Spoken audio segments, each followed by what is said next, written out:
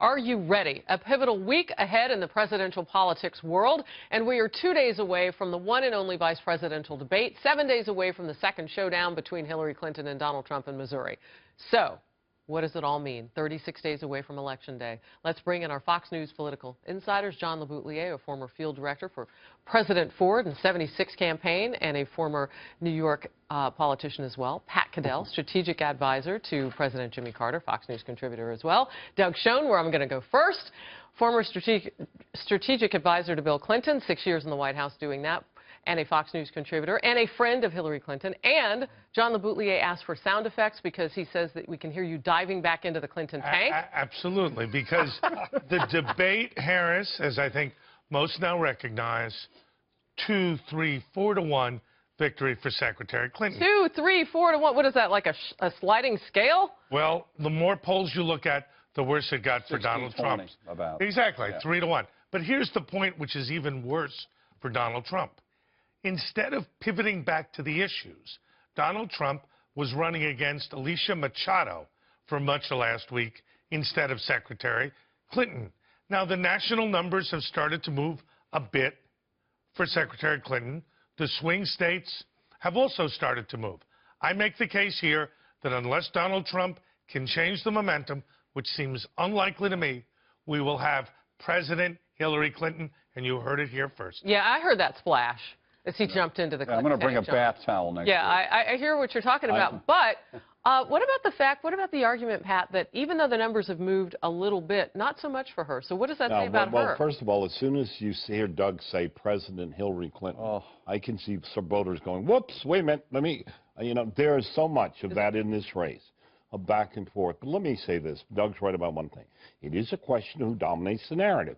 If Donald Trump is defending his past, which to me is irrelevant to most voters now, when in fact they're looking at the question of the larger question, where is the country and where it's going, and what about a people who feel so negative toward the political class? The reason the poll numbers changed, I was supervised looking at a poll that was done that night. You did your own poll, did you not? Well, I was supervising Breitbart with Robis.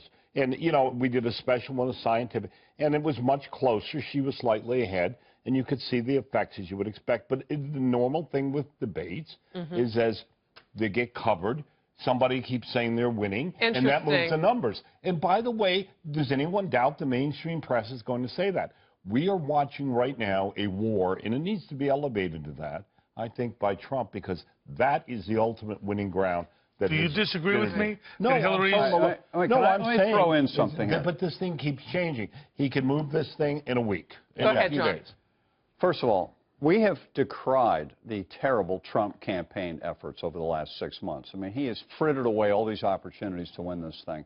But we don't talk enough about how good the Clinton campaign has been. Not you, Doug. It's their private investigators. Because I think if you look, if you look in the last couple months what they've done, they did something on that airplane in Phoenix to kill the FBI investigation of the email thing. You mean when Bill Clinton met with Loretta Lynch? And we've never heard really, that's one. Then suddenly out of nowhere comes all this news a month ago about the Trump Foundation. And he used money illegally. He was fined by the IRS. He bought a portrait of himself with tax-deductible money. Suddenly, that became a little bit of an issue that I think prevented him from bringing up the Clinton Foundation last week. It shouldn't have. And then the final one is yesterday. Suddenly, what appears? Donald Trump's tax returns. And the lead story. Surreptitiously left in a mailbox, and the Times feels good enough to go with it, even though they know it's illegal. If they release that information without his consent. Their editor said he would go to jail to be able to but the accountants who prepared them confirmed they're real. So people will say it sounds conspiratorial. To which you say, hold on, to which you say, John, what? It's not a conspiracy. It's good campaign digging up dirt on your opponent. Opposition research. If you remember, I said the Clintons would do whatever was necessary to win. You're not the only person who says that. Everybody says that. I know, but you know what? I have first-hand I don't know that they consider that to be an insult, by the way. No, they consider that a compliment. And Miss Universe one, too, is another one they dug up. Let me just say something. I want to step back a second and pick up what you're talking about. What we're talking about is putting And I have no doubts that you are correct, and I have no doubts that she raised the specific tax thing. If you do not think the Clinton campaign and the New York Times are in bed together, step by step in this, then you're crazy, folks. Same with the Washington Post. This is the establishment. The empire strikes back. And that is There's against... no response from Donald Trump. Well, let me finish my point. I apologize. But the larger thing here is, we're talking about they will do anything to get elected. What do you think's going to happen? After you look at the emails that won't be covered, the stuff with the Clinton Foundation, this is where I disagree. They were selling out America's uranium resources. They were selling out the country. They were selling out to dictators, and they were doing it for lots of money. But they have created a narrative, or trying to create one. Oh, we're corrupt, but he's corrupt too. Okay, but Pat, we talk on our show every week since the Clinton cash thing and came people out. Believe it. Right, no, there's no doubt. But why isn't Trump's whole TV ad campaign based on There is no campaign. Exactly. He's getting outspent 10 to 1. Why isn't this rich man writing out a check for $500 million to fund I have another question. Well, I want to So what you guys are talking about, I'm sorry. what you guys are talking about with research and investigation, wasn't that also incumbent upon his team to do their own opposition research? What happened to the oppo there? Go ahead, Pat. Well, I just want to raise something else that really bothers me about this the whole campaign. We're talking about if this woman is elected president, we're talking about taking those same kind of operations in which you go after your opponents. She will appoint the judges. Enemies She will list. appoint this prosecutor. I was the youngest person on Richard Nixon's enemies list, and I have no doubt I may be the oldest on hers. But the problem is, this notion that government should have go after. I'll protect you. Doug will get you off the list. Thank you, The Doug. no-fly list is easier to get off of than their list. But this is the truth. We are talking about taking institutional criminalization of a country into the White House, and that ought to be the issue. And if you ask Americans about it, they're terrified. If I could answer your question, Harris. The Clintons have run a professional campaign. They've done everything they need to do in terms of advertising, organizing, Now you know the opposition. pushback is professional and perhaps not as ethical as they could. That may be the case. And Winning's some people winning, would even say losing's losing. even further than that because of the foundation, although that was not necessarily part of the campaign, criminal. I'll let others decide that. But Donald Trump has not run a professional campaign.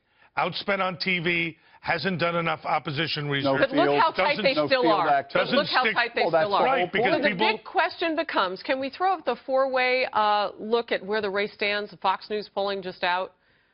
Even though what you've just said, look how tight that race is. Now, this is four-way, so you're giving up about, you know, I don't know how strong the 12% is, but it counts at this point because it's been consistent for Johnson and Stein. Let me just say something. 1992, when Bill Clinton won, he won with 43%. Ross Perot had 19. The third-party candidates add up to 12, so there's some undecided thrown in there. You can win in the mid-40s. She's also doing better in the swing states than 43%. Because she's spending on TV. All right. Yeah. So my big question is, what's coming next? Well, next week, the next debate, how much do you want to bet this machine of hers has another surprise ready for that debate? But there's a vice presidential debate before that, and some of our viewers are that's Do you have a sound effect for snoring? That's Now, I don't think it's going to matter much. But what you're seeing, Harris, is the full weight of $1 billion campaign and everything that brings to bear against an amateurish campaign by a candidate who has not stayed on message and gave up a clear chance in the debate. I want to say something about that. Am I wrong? No, I'm not. Amateurish, would you supplant that with just different? I mean, nothing I'd about say it has been amateurish. traditional. Okay, hang on to that thought, Pat. We got to go. Good.